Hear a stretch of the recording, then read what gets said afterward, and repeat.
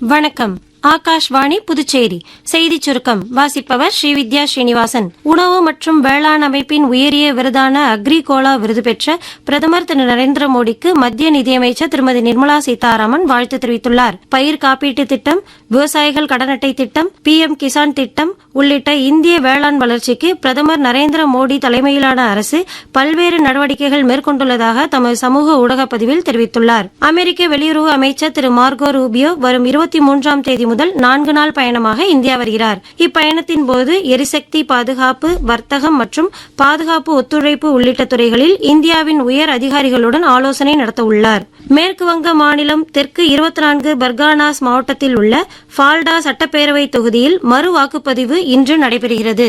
நாடு முழுவதும் எதிர்காலத்தில் பயணிகள் மற்றும் சரக்கு போக்குவரத்தில் மின்சார வாகனங்கள் முக்கிய பங்கு வகிக்கும் என்று மத்திய கனரக தொழில்துறை அமைச்சர் திரு HD குமாரசாமி தெரிவித்துள்ளார். புதுடெல்லியில் நடைபெற்ற உயர்மட்ட கூட்டத்தில் பங்கேற்ற பொழுது மின்சார பேருந்துகள் மற்றும் மின்சார லாரிகள் பயன்பாட்டை ஊக்குவிப்பது குறித்து ஆலோசனை நடத்தினார். இந்தியா மற்றும் ஐக்கிய அரபு எமிரேட்ஸ் இடையேயான இருதரப்பு வர்த்தகம் 100 மில்லியன் அமெரிக்க டாலரை கடந்துள்ளதாக ஐக்கிய அரபு எமிரேட்ஸ் தெரிவித்துள்ளது.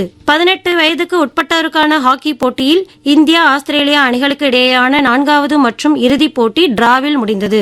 ஜெனீவாவில் நடைபெற்று வரும் சர்வதேச டென்னிஸ் போட்டியில் ஆடையர் இரட்டையர் பிரிவில் இந்தியாவின் யூகி பாம்ப்ரி, நியூசிலாந்தின் மைக்கேல் வீனஸ் இணை அரையிறுதிக்கு முன்னேறியுள்ளது.